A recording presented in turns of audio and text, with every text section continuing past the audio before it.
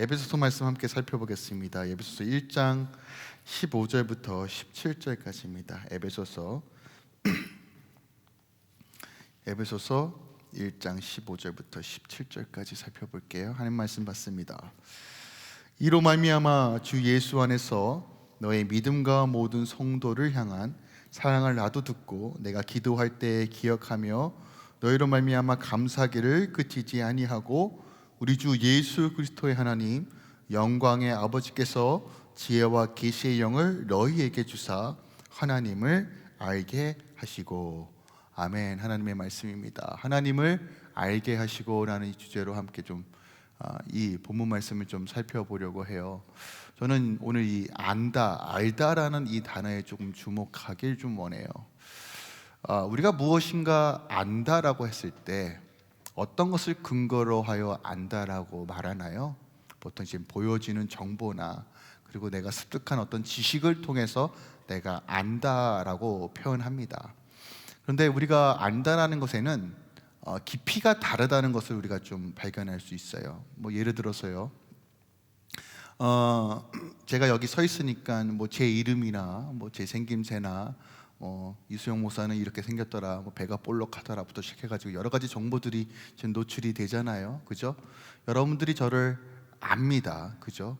어떤 깊이로 아시는지 모르겠지만 분명히 저라는 존재를 알고 조금만 관심이 있으시면 제 아내와 저의 아이들도 알 것입니다. 그런데 여러분들이 저를 아는 어떤 깊이와 저희 아내와 우리 아이들이 저를 아는 깊이는 분명히 다를 것입니다. 왜 다르죠? 더 많은 교제와 더 많은 사건 사고가 있었기 때문에 저에 대해서 제가 누구인지를 더 객관화시켜서 때로는 더 주관적으로도 볼 수 있는 그 깊이가 다르기 때문입니다.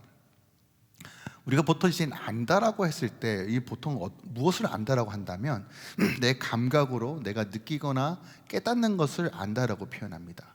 요즘 날씨가 많이 쌀쌀해졌습니다. 우리가 쌀쌀해진다는 것을 어떻게 알게 되죠? 보통 체온기를 들고 다니는 사람들은 없잖아요. 오늘 온도가 한 15도 되니까 오늘은 추운 날씨야 라고 이야기할 수 있겠지만 실질적으로 나가보니까 피부에 아침에 왜 이렇게 추워? 날씨가 쌀쌀하구나. 어떤 경험과 체험을 통해서 인지하는 것을 우리는 안다라고 표현하죠. 근데 보통 우리가 안다라는 것은 보여지는 것들에 대해서 되게 한정적인 부분만 안다는 것을 우리가 좀 보게 됩니다. 근데 그럼에도 불구하고 우리가 성경에서 안다라고 말한다는 이 개념에 대해서 우리가 조금 더 분명하게 알아야 될 필요가 있습니다. 하나님은 보여지는 부분, 어떤 정보에 의해서만 하나님을 아는 것이 아니라 하나님 더 깊은 곳으로 우리를 초청하시고 초대하시기 때문입니다. 예전에는요, 대학 입시나 어떤 인터뷰나 이런 걸 볼 때 그 사람의 스펙이나 그 사람의 어떤 보여지는 정보에 많은 것들을 할애했고, 또한 그 정보를 기반으로 하여서 많은 아이들이 취업을 하고 또한 다른 새로운 곳에 들어가는 경향들이 많았어요. 근데 오늘날 실질적으로 공부 잘하는 아이들이 너무 많아졌습니다. 똑똑한 아이들이 너무 많아졌어요. 그래서 요즘 대학에서 인터뷰나 또 회사에서 취업을 어떤 형식으로 지금 보냐면요, 성적이 아무리 좋아도 자신의 스토리가 없는 아이들은 많은 부분에서 배제한다고 합니다. 어떤 문제를 당해서 어떻게 해결했는지에 대한 자기 스토리, 그러니까 머리로만 알고 있는 것이 아니라 삶으로 어떻게 이것을 적용했는지에 대한 분명한 그림과 스토리가 없는 사람들은 잘 뽑지 않는다고 말해요. 왜 그럴까요? 지식이 사람을 새롭게 하거나 지식이 새로운 것을 만들어내는 것은 아니라는 사실을 깨달았기 때문입니다. 더 깊은 지식이 있어야 되고 더 깊은 알미 있어야 된다는 것이에요. 요리 레시피를 많이 안다는 게 요리를 잘한다는 뜻은 아니잖아요, 그죠?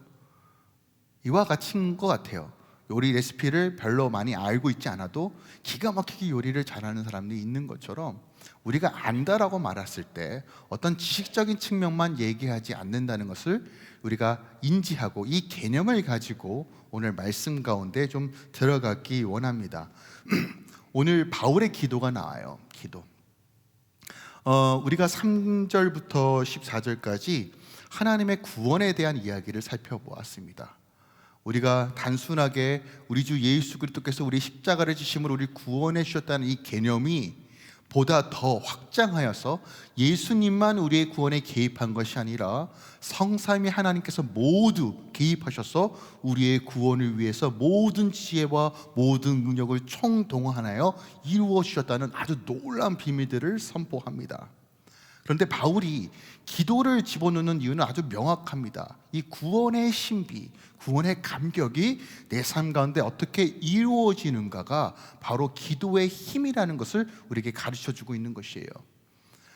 특별하게 에베소서에는 분명한 신학적 주제가 다루어지는데 구원이 무엇인지, 교회가 무엇인지, 그리고 마지막 때 성도의 삶이 무엇인지를 아주 명확하게 가르쳐줍니다.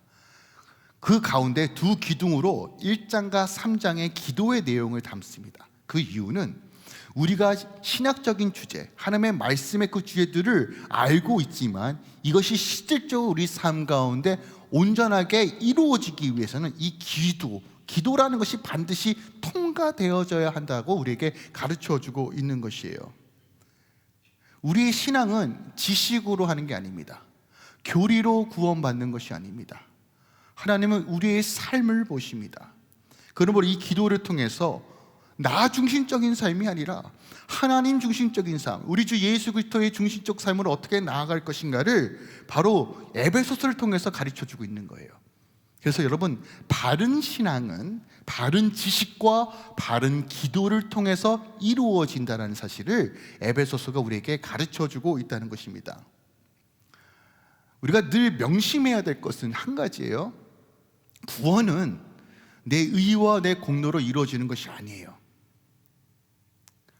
전적인 하나님의 주권적 선택으로 이루어진 거예요. 전적인 하나님의 은혜로 이루어졌기 때문에 우리가 이것을 믿음으로 취할 수밖에 없는 것이에요. 여러분 구원 받으셨습니까? 할렐루야. 여기 우리 권사님 같으시고 자매님 같으시고 얼마나 아름다운지. 여러분 구원 받으셨습니까? 큰일 났다. 다시 3절부터 시작할 수는 없는데 여러분들에게 한 번 더 기회를 드리도록 하겠습니다. 여러분 구원 받으셨습니까? 여러분 구원의 확신은 너무너무 귀합니다. 흔들리지 않는 구원, 그 십자가를 바라보는 내가 자격이 없죠. 여러분 다시 말씀드려요. 여러분의 감정과 여러분의 의의 기준으로 구원을 받는 게 아니에요. 내가 구원을 받았는가가 아니라 오직 우리 주 예수 그리스도의 공로로 인하여 우리가 구원받은 거예요. 그러니까 내가 흔들릴 이유가 없어요. 우리 주님 때문에 내가 구원을 얻었는데, 주님을 믿기에 구원을 얻었는데 내가 감정이 아리송한가? 구원을 받았는가? 만약에 의심이 든다면 주님 앞에 엎드리십시오. 주님 제발 제 안에 의심을 무너뜨리시고 온전히 주를 믿는 믿음으로 세워달라고 기도하십시오. 이게 너무너무 귀해요. 우리가요 많은 부분에서 내세적인 구원, 하나님 나라 가는 어떤 구원의 신앙에서 머물고 있는 사람들이 너무 많아요. 나 구원의 확신이 있어. 그래 성령께서 인치셨어. 그래 나에게 이제 나 구원받은 것 같아 라고 하는 그 수준에서 머물고 계신 분들이 너무 많아요. 그런데 오늘 이 기도의 내용이 결국 무엇을 이야기하냐면 이거예요. 하나님 나라의 문지망을 넘었던 너희들아, 그 자리에서 머무는 신앙을 갖지 말고 더 깊은 하나님의 나라로 들어가기 위해서는 우리는 이 기도가 통과되어야 된다고 말하고 있는 거예요. 3절부터 14절까지 장엄하게 하나님의 구원을 이야기하면서 그 경계선에서 머뭇거리는 삶을 사는 것이 아니라 이젠 기도로서 뚫어내어 그 하나님의 비밀스럽고 하나님의 그 풍성한 그 삶을 누려라라고 우리에게 권면하고 강력한 도전을 주는 거예요. 근데 그 도전은 어떤 도전입니까? 기도라는 것이에요. 기도.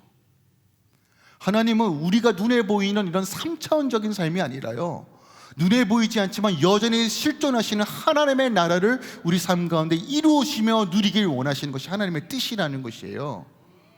근데 우리가 자꾸요 아, 여기가 좋사오니, 하나님 여기가 좋사오니, 하나님 나라, 그래요, 하나님 땡큐, 전국 티켓 받았어, 할렐루야. 그러면 그래, 어차피 구원 받았는데 그냥 적당히 좀 신앙생활하고 하다가 좀 가자.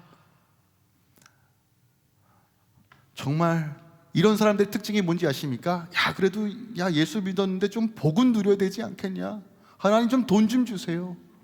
하나님 좀 무릇 좀 성하게 해주세요. 좀 놀러도 갑시다 좀 하나님. 그러니까 하나님의 나라에 대한 그 간절함, 이 땅에서 임하는 그 하나님의 나라에 대해서는 전혀 관심 없고, 그래 결국 천국 가니까 그거 하나 티켓 받았으니까 그래 이 땅에서는 좀 대충 복 좀 누리다가 가자. 아니요, 구원의 문턱에서 머무는 삶이 아니라 하나님 우리에게 도전하시는 거예요. 더 깊은 곳으로 나아가라. 그의 나라와 그의 의를 위해 살아가라. 그러기 위해서는 이 기도가 돌파돼야 한다는 것이에요. 오늘 우리의 기도의 내용을 좀 살펴보면 저희가 지난주에도 투수간절 때 잠깐 살펴봤지만 바울은 먼저 감사로 기도를 시작하고 있습니다. 특별하게 16절에 보니까 내가 기도할 때라는 이 표현을 써요. 이것을 원어적으로 풀면 이거예요. 당시 유대인들의 습관에 따라 하루에 3번 기도했거든요. 바울이 이렇게 말하는 거예요. 나는 매 순간마다 기도할 때마다 습관에 따라 주의 전에 나아가서 기도할 때마다 내가 너희를 생각한다라는 것이에요. 바울은요 늘 성도 생각, 교회 생각뿐이었어요. 24시간 옥에 갇혀있는 그 순간에서도 자기 몸을 먼저 챙기는 것이 아니라 늘 교회 생각, 성도 생각뿐이었어요. 감사로 기도를 시작하고 있습니다. 비록 예배석 교회에 수많은 문제가 있어요. 그럼에도 불구하고 이들이 그래도 믿음을 지키려고 하는 그 소식 때문에 감사하고 있다라고도 우리가 해석할 수 있지만, 보세요, 바울은 늘 감사의 대상을 사람에게 두지 않아요. 하나님께 둡니다. 그러니까 이렇게 기도하는 거예요. 주님 감사합니다. 지금 교회에 문제가 있음에도 불구하고 그들이 믿음을 지키려고 하는 이 모든 상황으로 인도하심에 너무 감사합니다라고 올려드리고 있어요. 그리고 바울의 기도의 내용을 살펴보면 주님 교회를 부흥시켜 주시옵소서, 성공을 주시옵소서, 건강을 주시옵소서, 이 문제를 해결하여 주시옵소서라는 기도 내용은 한 구절도 없어요.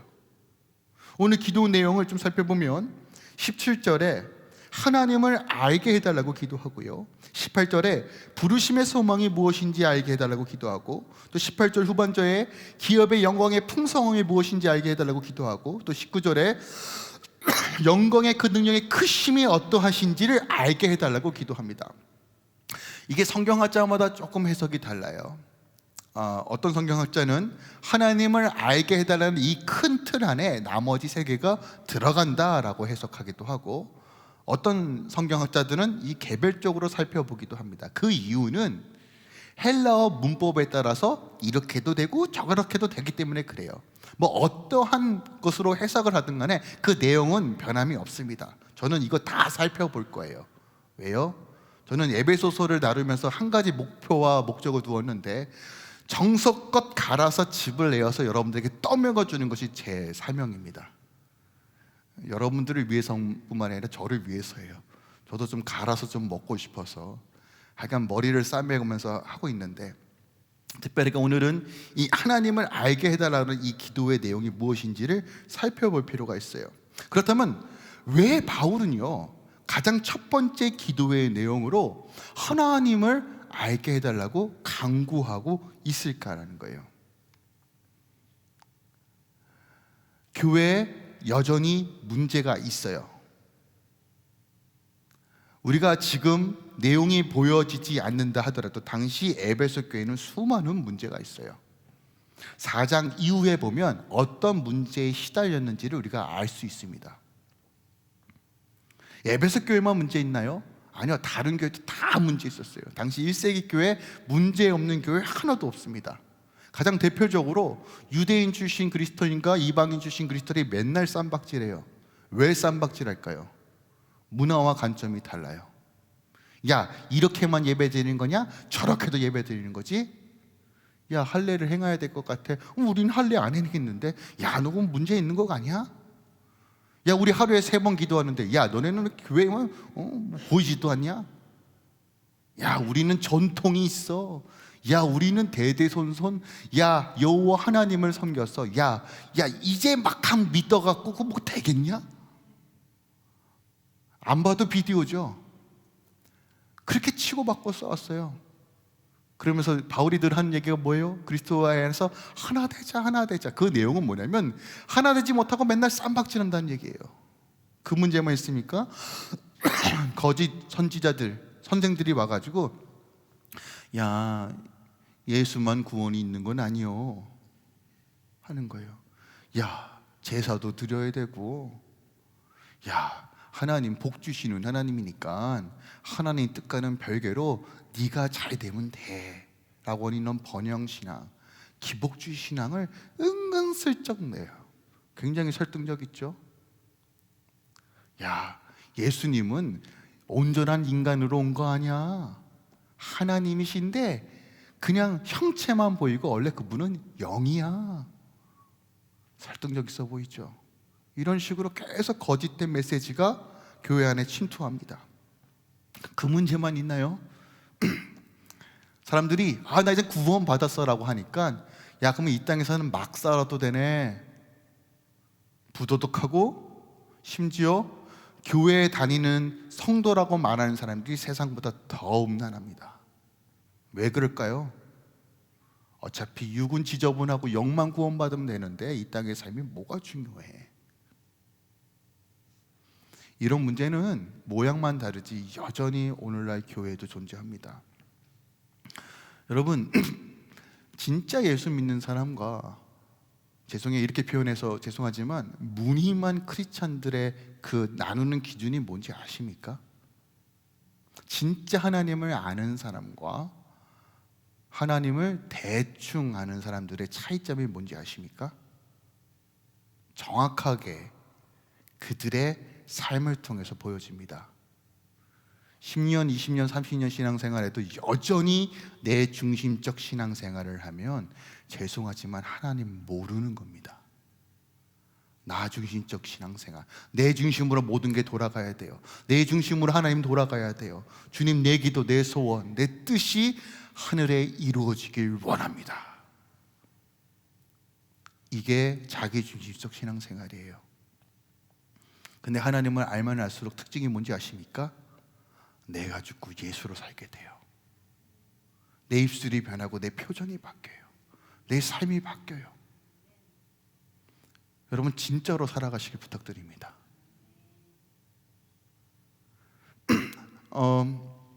제가 우리 할렐루야 교회가 EFCC 교단에 가입했던 결정적인 이유가 무엇이냐면 이 슬로건 때문에 그래요. 그러니까 EFCC가 지향하는 슬로건 중에 핵심이 뭐냐면, 본질적인 것에는 연합하고 비본질적인 것에 대해서는 사랑과 관용을 베푸며 모든 이들에는 예수 그리스도스다라는 이 슬로건 때문에 그래요.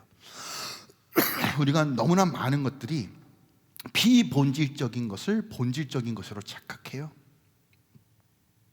우리 주 예수 그리스도의 구원, 그 놀라우신 하나님의 사랑, 너무나 본질적인 것이 많음에도 불구하고 비본질적인 것을 자꾸 내세우다 보니까 교회가 자꾸 문제가 발생하는 거예요. 야, 이렇게 신앙생활하는 것이 정답이야. 야, 할례를 그래도 좀 행해야지. 야, 어떻게, 야, 그러겠고 어떻게 직분 받겠어? 이런 관점으로서 계속 신앙생활을 합니다. 아유, 야, 목회자가 저러면 안 되지. 자신의 잣대와 기준으로 자꾸 내 뜻이 이루어지길 원합니다라고 하는 이런 신앙적인 태도가 대부분 교회의 문제를 만들어낸다는 거예요. 바울이 왜 하나님을 알게 해달라고 가장 먼저 기도할까요? 그 이유는 겉으로 드러나는 문제가 핵심이 아니라 모든 것의 시작은 하나님을 모를 때 문제가 일어난다는 사실을 바울은 명확하게 알고 있었어요. 우리 성도의 삶의 본질적 회복은 하나님을 알 때 회복되는 거예요. 우리 모든 문제는 하나님을 제대로 알 때 회복되는 것이에요. 1세기부터 지금까지 문제 없는 교회 없었어요. 문제가 있을 수밖에 없어요. 왜요? 죄인들이 모여 있고, 또 세상에서 질타와 어려움을 받으니까 어디 가서 인정받을 때가 어디입니까? 교회 와서 인정받죠. 아우, 우리 권사님 오셨어요. 아우, 우리 장로님 오셨어요. 야, 뭔가 지책도 있는 것 같고, 내가 뭐 신분 상승도 한 것 같고, 야, 여긴 너무 좋다. 야, 세상에서 내가 할대 받고 천대 받았는데, 내가 남편한테 구박 받았는데 교회 오니까, 이야, 기도만 열심히 하면 내가, 야, 이게 존경도 받는구나. 여러분 기억하세요. 누군가의 인정을 받기보다 하나님께 인정을 받는 것이 본질이에요.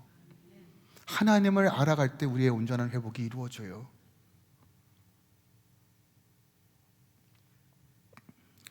하나님을 제대로 알 때만이 우리가 바르게 설 수 있습니다. 그럼 하나님을 아는 방법이 대체 뭐가 있을까요? 우리가 자연을 통해서도 하나님을 알 수 있어요. 어떤 초자연적인 기적과 현상을 통해서도 하나님을 알 수 있어요. 어떤 신비로운 은사를 통해서도 하나님을 알 수 있어요. 그러나 여러분, 이런 것들은 제한적으로 하나님을 아는 것이에요. 그리고 매우 주관적으로 하나님을 알 수 있는 방식이라서 저는 권면해 드리고 싶지 않아요.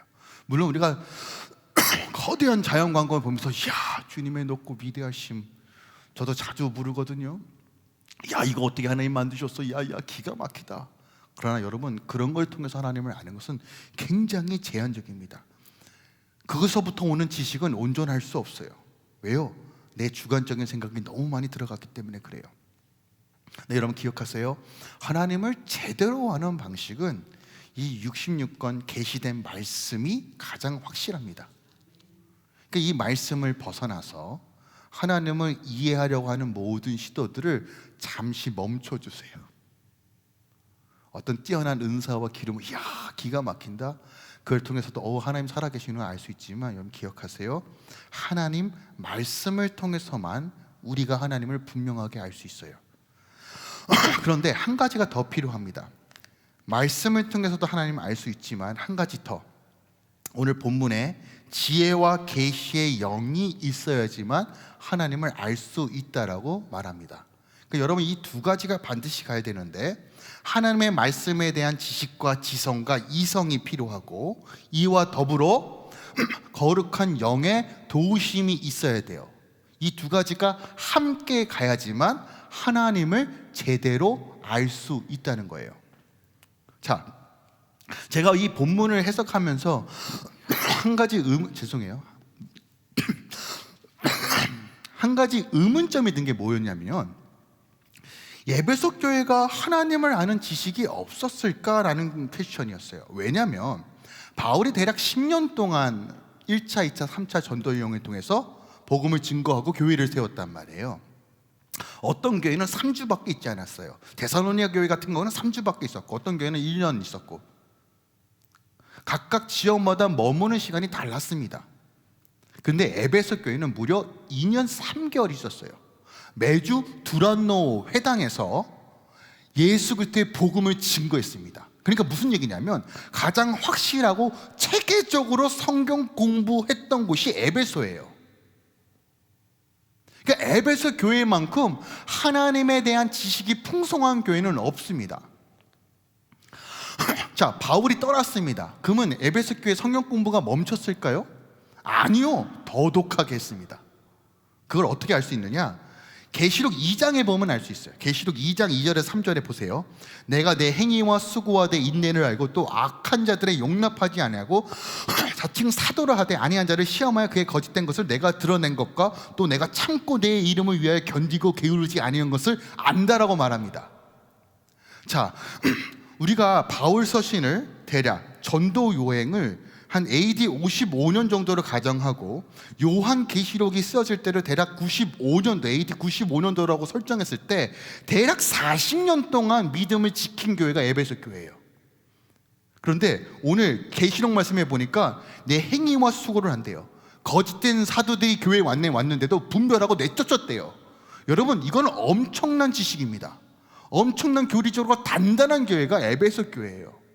말 그대로 성경 공부 죽어라고 한 거예요. 흔들리지 않는 이 전통과 믿음을 가지고 그냥 주여 믿습니다. 야 어떻게 이 말씀에 반하면 나가! 명확하게 했던 곳이 에베소 교회란 말이에요.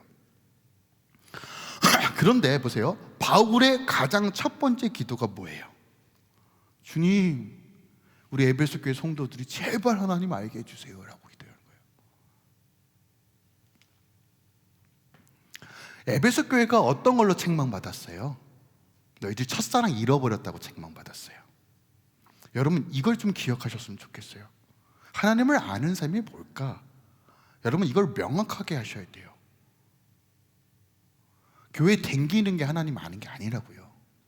성경 공부 좀 필요합니다. 성경 공부 하지 말라는 얘기가 아니에요. 한국 교회가요 1980년대 전후로 붐이 일어났던 것 중에 하나가 바로 성경 공부입니다. 제자 훈련이에요. 내비게이터 여러분 들어보셨죠? 1:1 양육, 작은 예수 만들기 승부에서 진짜 큰 교회에서 막 성경 공부 교재가 쏟아져 나왔습니다. 대한민국 신학이 비하흡수적으로 성장했어요. 한국에 있는 기독교 서적과 신학 서적만 읽어도요 신앙에 정통할 수 있습니다. 굳이 이젠 다른 나라 외국 사람들 거 저서 안 봐도 돼요. 그만큼 신학적인 수준이 굉장히 높아졌습니다. 한국 교회가요. 수많은 성경 공부. 제가 학교에서 공부할 때 교수님하고 어떤 이야기를 주고받았냐면 한국에 있는 그 성경 공부에 대한 프로그램과 논쟁을 한 적이 있어요. 한국에는 이런 성경 공부가 있고 대략 한 과정을 마치려면 2년 정도 걸립니다. 실질적으로 그렇게 걸리거든요. 2년 정도 걸리니까 교수님이 깜짝 놀래요. 살아는 있니? 그러더라고요. 정말 빡세죠. 옛날에 진짜 빡세게 했습니다. 성경 암송을 얼마나 열심히 했습니까? 그죠? 자, 그러면 우리는 누구보다 하나님을 잘 알아야 돼요. 한국교회가요. 열매가 뭔가요? 오늘날 우리 다음 세대들은 어떤 열매를 맺고 있나요? 제가 지금 말하고자 하는 의도를 여러분 놓치지 말았으면 좋겠어요. 성경 공부하지 말자는 얘기가 아닙니다. 그런데 안타까운 건 지식만 많아졌다는 것이 문제예요. 한국 교회가 자꾸 힘이 없어 보이고 우리 다음 세대들이 교회를 떠나는 이유가 뭘까요? 성경 공부를 안 해서요? 여전히 한국 교회는 성경 공부 열심히 합니다. 뭐가 문제일까요? 요즘 여러분 조금만 관심 가지면 요즘 유튜브에서 정말 날고 기는 사람 참 많이 나와요. 체계적으로 성경도 가르치고요. 놀랍습니다. 많은 성도들이 나는 하나님을 알아라고 할 때 어떤 것을 근거로 하여 안다라고 하는지 여러분 솔직히 여러분 스스로가 물으셔야 돼요. 내가 교회에 오래 다녔기 때문에 내가 이걸 해봤기 때문에 하나님을 안다라고 말하고 있는지, 경험이 많기 때문에 내가 교회를 안다라고 말하고 있는지, 내가 목사이기 때문에 권사이기 때문에 선교사이기 때문에 하나님을 안다라고 말하고 있는지를 우리는 점검해 봐야 한다는 거예요.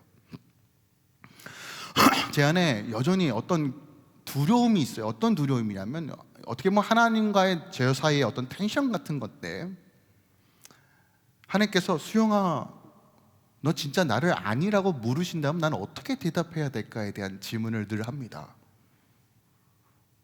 하나님이 야 너 참 열심인데 너 나 진짜 모르는구나, 너 내 마음을 그렇게 모르겠니? 라고 물으실까 봐 정말 두려워요. 여러분들이 저를 어떻게 보실지 모르겠지만 저 나름대로 좀 똑똑한 편입니다. 똑똑한 편인 것 같아요. 제가 목사 고시 배울 때 이만한 두께에 되는 문제집을 그냥 다 외우고 갔어요. 딸딸딸. 어떻게 그렇게 초능력이 나왔는지 모르겠어요. 그것도 비행기 안에서 다 외웠어요. 한국 가서 시험 봐야 되니까. 확실히 위기에 처하면 초능력이 발생하더라고요. 지금도 뭐 성경 퀴즈 문제 나오면 웬만한 건 다 맞힙니다. 물론 요즘 보니까 이제 젊은 우리 신학생들 또 전도사님 목사님들 보니까 엄청 똑똑하더라고요. 막 서로 디베이트하고 막 신학적으로 논쟁을 하고 막 이런 것도 엄청 많은데, 야 어떻게 저 나이에 저런 걸 많이 할까 하는 어떤 그런 생각도 드는데, 보면서 온갖 나는 더 많은 성경 지식을 가지고 있어라고 자랑하는 것처럼 보여지는 모습에 조금은 안타깝더라고요. 우리가 이성적으로, 지식적으로 하나님의 말씀을 아는 건 매우 중요합니다. 왜 그런지 아십니까? 우리가 성경을 모르면 하나님의 음성을 들을 수가 없어요. 내가 말씀을 모르는데 하나님이 우리가 알아들을 수 있는 언어로 말씀하시는데 성경을 모르면 하나님의 뜻과 하나님의 음성을 들을 수가 없어요. 목사님, 저는 왜 기도 응답이 없을까요? 전 뭐라고 말할까요? 더 기도하라고 말하지 않아요. 물론 그렇게도 말하겠지만 말씀 보세요라고 얘기해요. 말씀을 알아야 하나님께서 나에게 무엇을 말씀하신지를 알기 때문에 그래요. 그래서 우리가요, 성경적 지식을 아는 것은 너무너무 중요합니다. 네, 그럼에도 불구하고 한 가지가 더 있다고 말씀드렸죠. 지혜와 계시의 영이 함께 하셔야 돼요. 이 부분은 제가 다음 주에 살펴볼 거예요. 근데 간단하게 설명드리면 성령께서 우리를 도와주셔야 돼요. 성령께서 이 말씀이 무엇을 의미하는지를 알려주셔야 돼요. 그래서 이 두 날개와 같아요. 지성과 성령, 계시의 영이 함께 운행해야 돼요. 날개 한쪽이 꺾이면요 제대로 날 수 없습니다. 한 예로요, 지성과 이성만 강조하게 되면요 사람들은 하나님을 아는 것이 아니라 하나님에 대한 정보만 아는 것이에요. 교리, 지식, 지성, 신학적인 것에만 몰두하게 되면요, 기억하세요, 우리의 마음은 피폐해지고 비판과 정죄만 늘어납니다. 왜 그런지 아십니까? 성령은 우리의 마음을 겸손케 하시고 하나님의 말씀을 즐겨 행할 수 있도록 인도하시는 분인데, 계시의 영이신 성령을 배제시키고 이성으로만 하나님의 말씀을 대하게 되면 우리는요 남을 정죄하고 판단하기에 바쁩니다. 여러분 기억하세요. 내 삶 가운데 자꾸 정죄와 판단만 늘어난다 라고 하시면 여러분 지식으로만 하나님을 아는 삶입니다. 아주 명확해지죠? 찔리셔도 할 수 없어요. 하나님께서 새롭게 하시길 원하셔 주시는 말씀이니까요. 반대로 지성과 이성을 무시하고 성경의 역사만 쫓아다니시는 분들 있어요.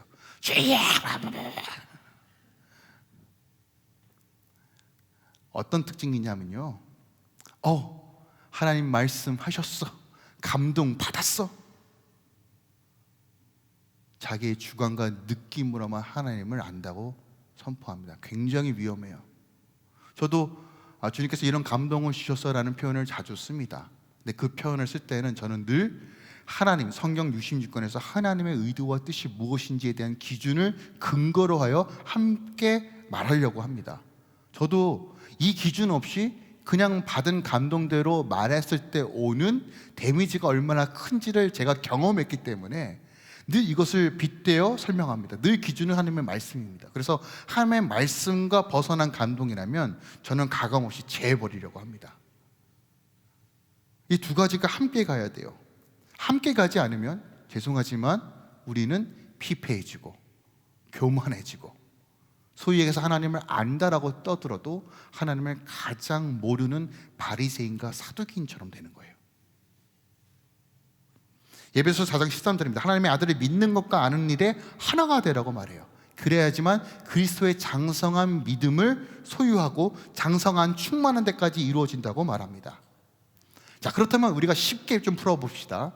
하나님을 아는 것이 무엇일까에 대해서 우리가 다시 한번 좀 돌아가 볼게요. 하나님을 아는 것, 하나님을 안다라고 했을 때 오늘 이 헬라어의 단어는 어떤 의미를 가지고 있냐면 하나님을 이해하는 수준을 넘어서 하나님의 마음을 진정으로 헤아린다라는 의미를 가지고 있는 단어예요. 자, 표면적으로 저 사람은 저렇구나 라는 것과 그 사람의 마음을 헤아린 것은 완전히 다른 그림입니다. 그죠? 그 사람의 이해함을 넘어서 그 사람의 마음을 공감해주고 헤아리는 건 완전히 다른 그림이라는 거예요. 하나님을 알아라 라고 했을 때 하나님의 마음을 헤아리는 것을 하나님을 안다라고 표현합니다. 자, 하나님을 안다라는 것이 무엇인가를 가장 잘 설명했던 서신서가 있습니다. 선지자서가 있습니다. 호세아입니다. 호세아서는 주구장창 여호와를 알라라고 선포했던 선지자입니다. 자, 호세아 4장 1절입니다. 보세요. 이스라엘 자손들아, 여호와의 말씀을 들으라. 여호와께서 이 땅 주민과 논쟁하시나니 이 땅에는 진실도 없고 인애도 없고 하나님을 아는 지식도 없다라고 말해요. 자, 세 가지가 없다고 말합니다. 첫 번째로 진실이 없고 인애, 사랑이 없고 하나님을 아는 지식이 없다라고 말합니다. 자, 그러면 야, 이게 무슨 말인가? 그러니까 하나님이 이렇게 말씀하시는 거예요. 야, 너희들 예배도 드리지, 너희들 율법도 알지, 너희들 하나님 믿는다고 말하지. 근데 너희들 진실함도 없고 사랑도 없고 너희들 도통 나를 모른다. 너희들이 안다고 아무리 떠들어도 나는 이제 딱 결판 냈다. 너희들 진짜 나 모른다. 아무리 사랑한다고 말해봐라. 너희들 나 진짜 모른다. 왜 그랬을까요? 그 이유를 2절에 설명해요. 2절에 보세요. 2절에 오직 저주와 속임과 살인과 도둑질과 간음 뿐이요 포악하여 피가 피를 뒤음이라. 그러므로 이 땅에 슬퍼하며 거기 사는 자와 들짐승과 공중에 나는 새가 다 쇠잔할 것이요 바다의 고기도 없어지리라. 보니까 야, 너희들 나를 안다고 말하지? 근데 야, 너희들 삶 보니까 저주와 속임과 살인과 도둑질과 간음과 피를 부르는 삶을 사는구나. 야, 너희들 삶 보니까 너희들 나 아는 거 아니다 라고 말하는 거예요. 그럼 하나님을 안다는 것은 결국 우리의 삶을 이야기하는 거예요. 하나님께서 우리의 삶을 보시면서 아, 너 진짜 내 마음을 헤아리는구나, 야, 너 나 진짜 모르는구나를 판가름 내신다는 것이에요. 그럼 바울의 기도가 이해가 됩니다. 이 구원의 비밀과 신비를 아는데 너희들 진짜 그대로 살고 있니? 라는 질문이에요. 바울이 이렇게 강구하는 거예요. 주님, 에베소 교회 성도들이 지식만 굵어지는 것이 아니라 진짜 하나님을 믿는 믿음으로 살게 하여 주시옵소서라고 기도하는 거예요. 여러분, 머리로 교리로 구원받는 거 아닙니다. 지식으로 구원받는 거 아니라고요. 아무리 여러분 성경적 지식이 해박하고 많은 것을 안다 할지라도 삶이 하나님을 아는 삶이 아니면 하나님을 아는 것이 아니라고 말하는 것이에요. 아무리 많이 알고 있어도 표현이 잘못되었다면 그건 잘못된 것입니다. 아, 내 마음에 순수한 동기로 시작했어, 내 마음은 정직해라고 아무리 말해도 행동이 거짓된다면 그건 거짓된 것입니다. 하나님을 아는 것은 삶에 있습니다. 여러분, 이거 꼭 기억하시기 바랍니다. 삶에 있다고요. 여러분의 지성에 있지 않아요. 여러분의 말에 있지 않아요. 여러분의 삶에 있다고요. 그러면 내가 하나님을 안다고 말한다면 말씀대로 살아내는 삶으로 드러나야 돼요. 그 비밀이 마태복음 7장 21절이에요. 주여 주여 하는 자마다 천국에 들어가는 것이 아니라 하나님의 뜻대로 행하는 자가 천국에 들어간다는 거예요. 천국에 들어간다는 건 주님의 마음을 헤아리고 주님 중심적으로 살아가는 삶을 살아간다는 의미입니다. 내 중심적 신앙이 아니라 하나님께서 통치하시고 다스리는 삶으로 살아간다는 것이 바로 하나님 나라에 들어가는 삶의 모습인데, 그것은 말씀대로 행하는 자가, 하나님의 마음을 헤아리는 자가 하나님을 안다라고 성경은 명확하게 말합니다. 자, 그렇다면 하나님을 아는 삶은 어떤 삶으로 드러날까요? 자, 요한복음입니다. 요한복음 13장 34절. 여러분 잘 알고 있는 말씀이에요. 내 새 계명을 너에게 주노니 서로 사랑하라. 내가 너희를 사랑한 것 같이 너도 서로 사랑하라. 너희가 서로 사랑하면, 보세요, 이로써 모든 사람이 너희가 내 제자인 줄 알리라요. 너희가 내 자녀인 줄 알리라. 너희가 그리스도인 줄 알리라. 너희가 하나님의 아는 삶으로 살아가는 것을 알리라. 언제요? 서로 사랑할 때, 서로 용납할 때 하나님을 아는 삶이 이루어지는 거예요. 여러분, 너무 어렵게 생각하지 마세요. 서로 용납하고 사랑할 때 하나님을 아는 삶이 이루어지는 거예요. 이게 제일 어렵죠. 제일 어려워요. 용납하고 사랑하는 거. 내가 죽고 예수로 살아야지만 가능한 일입니다. 그래서 지혜와 계시의 영이 필요한 거예요. 두 번째로 하나님을 아는 삶은 어떻게 드러날까요? 에베소서 5장 1절입니다. 보세요. 그러므로 사랑을 받는 자녀같이 너희도 하나님을 본받는 자가 되라. 예수를 닮아가는 삶을 살아라요. 여러분, 바라보면 닮아갑니다. 믿으십니까? 바라보면 닮아가요. 그래서 예전에 그런 얘기도 있잖아요. 할아버지 할머니 보면서 서로 얼굴이 안 닮으면 아유 서로 사랑하지 않는가 보다. 여러분, 바라보면 닮아가요. 예수 바라보면 예수 닮아가요. 저는 하나님이 이랬으면 좋겠어요. 야야야야, 애들아, 천군천사들 불러오면 얘들아 봐라. 야, 쟤 봤더니 쟤 나랑 똑같이 행동한다. 기가 막히다. 야야야, 제 모습을 떠서 내 모습을 보는 것 같다. 야야야, 기가 막히다. 기가 막히다. 제가 우리 아이들을 보면서 깜짝깜짝 놀래요. 야, 저건 왜 가르쳐주지도 않는데 어떻게 나랑 똑같이 행동할까? 그 얼마나 즐거운지 아십니까? 너무 귀여워요. 제 어릴 적 모습을 제 자녀를 통해서 투명하게 보면요, 그 기쁨은요 이루 말할 수 없습니다. 저는 하나님이 우리 보실 때 그래, 네가 나를 참 잘 아는구나. 우리는 예수 닮아가는 자들이 되게 소망합니다.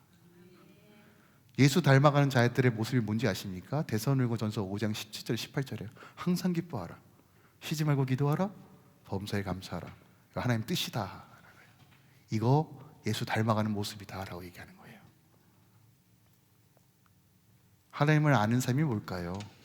여러분, 삶입니다. 삶이에요. 그래서 우리가 기도를 해야 되는 거예요. 기도할 때 내가 죽고 예수로 사는 삶이 이루어지니까. 기도할 때 내 자아가 깨지고 하나님의 나라가 세워지니까요. 사랑하기 위해서 우리는 기도해야 되고 예수님 닮아가기 위해서 기도하는 거예요. 오늘 이 말씀이, 이 기도의 내용이 여러분 삶 가운데 온전히 이루어지기 위해서부터 축원드립니다. 여러분, 하나님을 아는 삶은 삶으로 드러나는 것입니다. 이러한 삶을 살아갈 때 우리 통해서 주님이 드러나시는 거예요. 이게 복음의 능력이고 새롭게 되는 능력입니다. 이 충만함이 여러분 삶 가운데 충만히 임하길 예수로 축원드립니다.